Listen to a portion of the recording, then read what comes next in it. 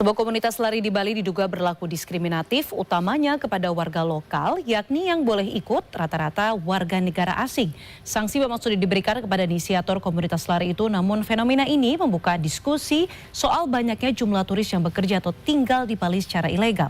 Kita diskusikan malam hari ini dengan anggota DPD RI asal Bali, Nilo Jelantik. Selamat malam, Mbak Nilo. Selamat malam sayang, apa kabar? Baik Mbak Nilo, semoga Mbak Nilo juga dalam kondisi baik. Mbak Nilo, ini kita tahu betul bahwa komunitas lari Entourage Run ini diduga sebenarnya tidak welcome kepada warga lokal yang mau ikut aktivitas mereka. Permintaan maaf sudah dilakukan, bahwa ada bantahan bahwa tidak ada diskriminasi sebenarnya. Tapi kalau kita bicara garis besarnya begitu, apakah memang diskriminasi kepada warga lokal ini kerap terjadi di Bali? Ya, sangat sering terjadi. Bukan hanya dengan kejadian dari kegiatan berlari ini, tapi juga ada banyak di beberapa lokasi itu. Kalau misalnya manajemennya yang dari foreigners itu kadang-kadang wisatawan lokal pun tempat parkirnya dibedakan, lalu kemudian pelayanan-pelayanan yang diberikan juga sedikit berbeda, dan hal ini sudah menjadi seperti api dalam sekam yang dimana kami tidak akan tinggal diam lagi, karena kesabaran orang Bali ini sudah dites berkali-kali, kesabaran kita sebagai WNI sudah dites berkali-kali, so no more compromise.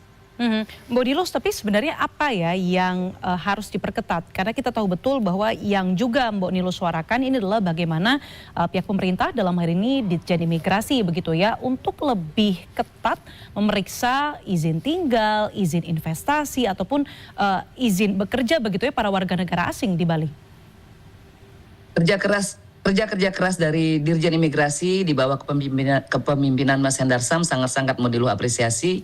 Kami bertemu secara langsung di Bali beberapa bulan yang lalu, dan kami sama-sama memutuskan untuk kemudian melaunching sebuah program yang bernama Immigration Go to Village. Jadi aturan itu harus dimulai dari ruang lingkup yang paling kecil, yaitu di desa. Dan Mbak Nilo sangat mengapresiasi pihak imigrasi dan juga pihak kepolisian yang dimana kita bekerja sama dengan sangat baik. Dan tentu saja apa yang sudah menjadi masukan dari kami selama bertahun-tahun yang silam, yaitu menerapkan the do's and the don'ts. Aturannya sudah ada, tinggal disosialisasikan untuk wisatawan ataupun turis yang memang mereka memiliki good behavior, they behave well, itu kita akan sangat-sangat jaga mereka, apresiasi, memastikan mereka tinggal di Bali, berwisata di Bali dengan aman dan nyaman. Akan tetapi bagi wisatawan yang kemudian menganggap bahwa Indonesia ataupun Bali bisa menjadi tempat lebih daripada sekedar pariwisata dan kemudian melakukan kegiatan-kegiatan tanpa izin dengan melakukan pekerjaan secara ilegal. Nah, disinilah kemudian pihak penegak hukum, pihak aparat akan dengan tegas menindak mereka. Dan seperti yang dicontohkan oleh kegiatan lari ini, pihak penyelenggara sudah menghubungi pihak kami, menghubungi Aspri Mbok Niluh, mengirimkan pesan, dan kemudian mereka juga mengirimkan pesan langsung ke Mbok Niluh, dan di saat yang sama mereka memberikan sebuah alibi alasan yang memang tidak bisa diterima, karena pesan-pesan yang diterima oleh warga negara Indonesia yang ingin mendaftar untuk masuk ke klub lari itu sudah jelas bahwa jika kamu plus 62 warga negara Indonesia, kamu tidak diterima, sedangkan pasangannya atau suaminya diterima. Nah, hal-hal seperti ini harus kita tegaskan, karena we don't need another colonialism gitu kan. Kita nggak memerlukan penjajahan dengan cara yang lain, dan ini tanah air kita bersama. Indonesia adalah rumah kita, Bali adalah rumah kita bersama, dan jika mereka datang ke Indonesia, datang ke Bali ataupun di daerah manapun di wilayah negara Kesatuan Republik Indonesia, mereka harus memegang teguh, harus paham bahwa di mana bumi dipijak, di sana langit kamu junjung. Dan sebelum kamu datang ke Indonesia, kamu punya PR, melihat dan mengecek apa yang bisa kamu lakukan, apa yang tidak bisa kamu lakukan. Dan jika kamu tidak melakukannya di negaramu, do not do it in our country. Seperti itu sayang. Pesan apa spesifiknya yang disampaikan oleh inisiator kepada Mbak Nilo? Bagaimana? Pesan apa spesifiknya yang disampaikan oleh pihak inisiator kepada Mbak Nilo? Dari pihak organizer mereka menyampaikan permohonan maaf karena telah menyakiti hati masyarakat Indonesia, dan di saat yang sama mereka menyampaikan tentang hal-hal baik yang mereka lakukan. But it is just an excuse gitu kan, karena kalau mereka kesatria, kalau mereka memang mengerti akan apa yang mereka lakukan, mereka tidak akan kabur, mereka tidak akan keluar negeri, mereka akan tinggal di Bali dan secara kesatria memohon maaf di depan publik bukan melalui surat. Dan Mbok Niluh tidak punya hak atau kewenangan untuk kemudian menerima maaf dan kemudian bersikap lembut dan lain sebagainya, because this is not the time anymore to be soft to these people, you know. Jadi mereka melanggar aturan. Mereka, bayangkan ribuan bahkan lebih masyarakat Indonesia pagi-pagi ke pasar ngantar anak sekolah, bekerja, berkegiatan, dan mereka dengan seenaknya melakukan kegiatan-kegiatan ini, dan di saat yang sama kemudian diskriminasi itu kemudian muncul dari berbagai pengaduan yang masuk.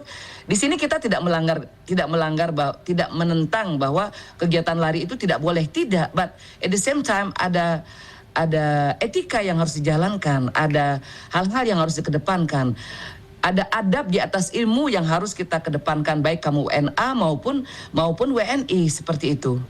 Oke, baik, Mbok Niluh, kalau soal ini saya sangat-sangat amat sepakat begitu ya, soal ada hal-hal yang harus diperhatikan ketika kita menjadi tamu di sebuah rumah begitu, kita harus tahu etikanya. Nah, tapi sebenarnya ini kan jadi dua sisi sebenarnya perdebatan yang kalau kita lihat begitu ya, bahwa Bali ini kan terkenal sangat-sangat welcome dengan turis begitu ya. Bagaimana caranya sebenarnya menurut Mbok Niluh kita sebagai tuan rumah tetap welcome, tetapi juga tegas dan juga disiplin begitu ya, untuk bisa meminimalisir turis-turis yang dalam tanda kutip berulah seperti ini begitu? If you cannot do it in your country, then don't do it in Indonesia. As simple as that. It doesn't take a genius to understand that. Tidak perlu kita tuh jadi pinter atau genius untuk paham bahwa di mana bumi dipijak, di sana langit kamu junjung. When you are in Rome, do as the Romans do. Kalau Mbok Niluh misalnya berangkat ke Amerika Serikat, ke Jepang, ke Malaysia, ke Thailand, ke Australia, Mbok Niluh akan belajar dan memahami adat, tradisi dan kebiasaan-kebiasaan di negara tersebut. Seperti yang kita lihat ada kejadian di Thailand yang sedang viral hari ini, bagaimana kemudian warga negara Italia membuat keributan di BTS dan kemudian insulting the local citizen, dan itu menimbulkan kemarahan yang sangat besar bagi warga negara Thailand. Dan apa yang mereka lakukan adalah berbicara dengan keras dan kemudian dalam tanda kutip bernada melecehkan kepada warga negara Thailand tersebut. So, Thailand sudah bergerak, Indonesia juga sudah bergerak, dan hal ini harus dibarengin dengan konsistensi, dengan sosialisasi yang berkala, dengan pengumuman-pengumuman yang bisa dilakukan dimulai dari negara asal, dimulai dari kita bekerja sama dengan duta besar Republik Indonesia di masing-masing negara. Pemerintah Republik Indonesia akan memberikan instruksi kepada semua duta besar bagi warga negara asing yang ada di negara tersebut. Ini the do's and the don'ts-nya. Kita memiliki harga diri, martabat dan integritas yang kita punya, kita harus jaga. Karena kalau harga diri dan martabat kita sudah dilecehkan, apalagi yang kita bisa banggakan? Indonesia adalah rumah kita. Kita punya satu rumah namanya Indonesia. Kita rayakan dia dengan kemerdekaannya di setiap tanggal 17 Agustus. Jadi kalau ada pihak warga negara asing, turis datang dan kemudian melanggar, tidak ada kata kompromi. Kamu tidak melakukannya di negaramu, kamu jangan lakukan di negara kami, dan tidak kemudian menanggalkan keramah tamahan kami, tidak kemudian menanggalkan hospitality yang menjadi ujung tombaknya Indonesia, karena 15 juta wisatawan datang loh ke Bali setiap tahun. Ya kan, jadi keramah tamahan tersebut kita lakukan tanpa melihat background, tanpa melihat apakah yang datang itu adalah warga negara Indonesia sebagai turis domestik ataupun warga negara asing sebagai turis internasional. Semuanya harus kita sayang, semuanya harus kita perlakukan dengan profesional, dengan keramahan, dengan hospitality, with real smile, with the attitude, you know, to know how to serve them. Dan pada saat aturan-aturan dilanggar, adat dan tradisi dan budaya kita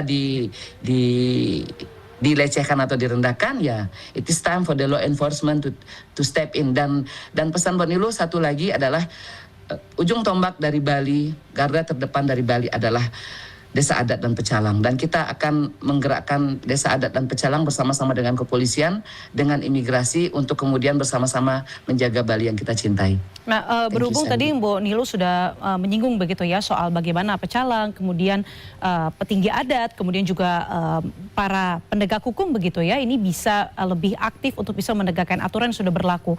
Menurut Anda, haruskah ada beberapa aturan ditambah ataupun mungkin misalnya sanksi yang lebih spesifik begitu untuk warga negara asing yang berulah di Bali ataupun di seluruh wilayah Indonesia menurut Mbok Nilu?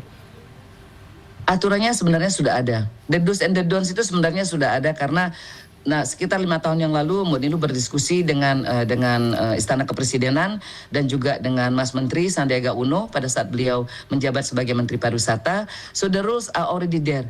Dan terkait dengan adat dan juga desa adat dan juga pecalang, di sini Mbak Nilu meminta, menuntut dan mendesak agar pemerintah Bali bisa bekerja sama dengan pemerintah pusat, memberikan kewenangan kepada desa adat, kepada desa dinas, kepada pecalang untuk dapat melakukan penyisiran, untuk dapat melakukan silaturahmi terhadap villa-villa yang ada di Bali yang disewa ataupun ditempati oleh WNA untuk kita sekedar say hello, untuk sekedar kita menyampaikan bahwa welcome to Bali dan untuk mereka juga bisa menjustifikasi mereka tinggal di sana apakah sebagai turis ataukah sebagai pengusaha, dan kalau sebagai pengusaha izinnya mana.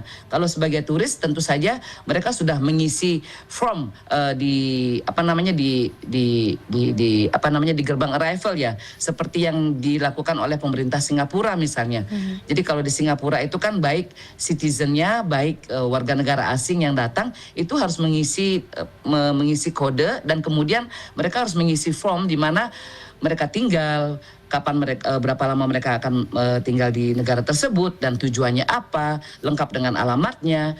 Nah, hal-hal seperti ini mungkin bisa ditambahkan juga oleh pemerintah Indonesia dalam hal ini keimigrasian, dan sekalipun misalnya sudah ada, mohon agar dapat disosialisasikan kembali karena pemerintah Indonesia dalam hal ini Dirjen Imigrasi sudah bekerja dengan sangat keras, begitu juga dengan Kepolisian Republik Indonesia melalui Polda Bali sudah melaunching Cakrawasi, program untuk mengawasi wisatawan asing. Kami melaunchingnya bersama dengan Kapolda Bali.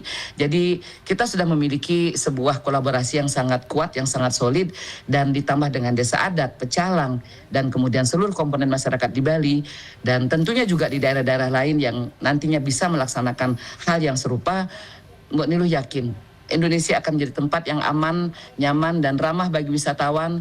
Welcome to Bali, enjoy Indonesia, but do not break the rules, karena kita tidak akan selembut dulu lagi gitu loh kalau dalam pelanggaran itu. Baik, kita harapkan diskriminasi seperti ini tidak terjadi lagi dengan tentu menggerakkan instrumen dari berbagai level termasuk di desa adat dan juga pecalang. Terima kasih Mbok Nilu telah berbagi perspektif Anda. Malam hari ini anggota DPD RI asal Bali Nilu Jelantik. Selamat malam Mbok Nilu, terima kasih banyak. Salam sayang, terima kasih banyak.